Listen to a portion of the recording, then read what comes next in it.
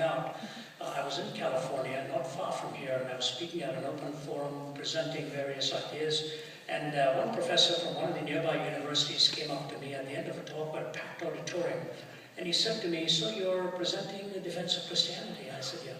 He said, "I'd like you to give a talk one night this week on why you are not a Hindu." He's an American gentleman. I said, "Why do you want me to do that?" He said, "Because I've become a Hindu."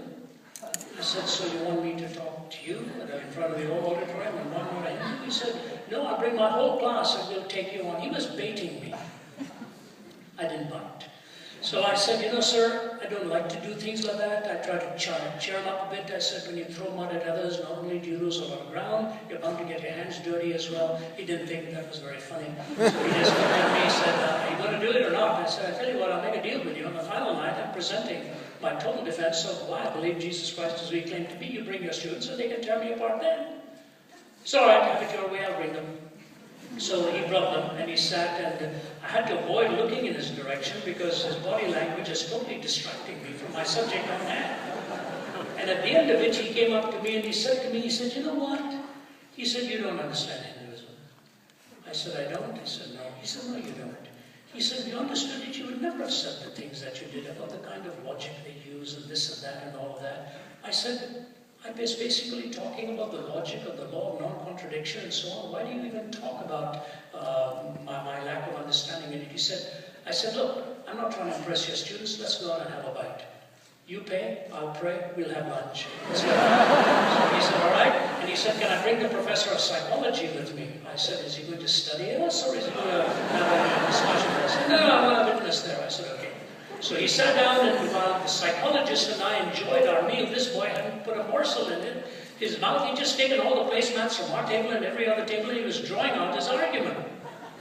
He was a professor of philosophy at the institution, fine American gentleman, and then he was drawing out this basic idea. He said, "Mr. Zacharias," he said, "there are two types of logic." Actually, that is wrong. There are many more, but you don't stop a person that soon. He said, "There are two types of logic."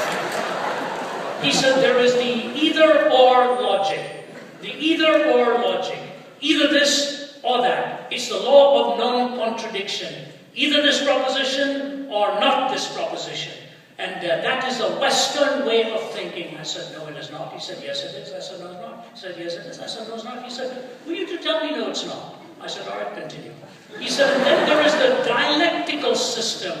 Karl Marx, you know, to try to find the classless society, not the owner or the employee, but you find both of them in that classless society. Hegel, the thesis spawns into antithesis, and you bring together for a synthesis, from a thesis to an antithesis to a synthesis. And that's how history moves in the dialectic. What Hegel had in his ideationalism, Marx took in his material theory, and he's giving me all this big talk, you know. It's the both-and system. It's not either-or. And he said, "It's an Eastern way of thinking." I said, "No, it is not." He said, "Yes, it is." I said, "No, it's not." He said, "Yes, it is." I said, "No, it's not." He said, "Why do you say these things?" So he went on to say, he said, "You see, Ravi, in the Eastern way of thinking, contradictions are not a problem. You can take two mutually exclusive statements and accept both of them. Your problem is you are studying philosophy like a Westerner with the either-or rather than an Easterner with the both-and. If you studied Eastern philosophy with the both-and, the contradiction wouldn't bother you. We'd all be believing the same thing." I said, "Are you finished now?" "Please have your lunch, sir." I said, "I enjoyed it." I said, "I have only one question for you. What you're telling me is when I'm studying worldviews, I either use the both-and system or nothing else. Is that right?" "I either use the both-and logic or nothing else. Is that right?" The fork was to his mouth.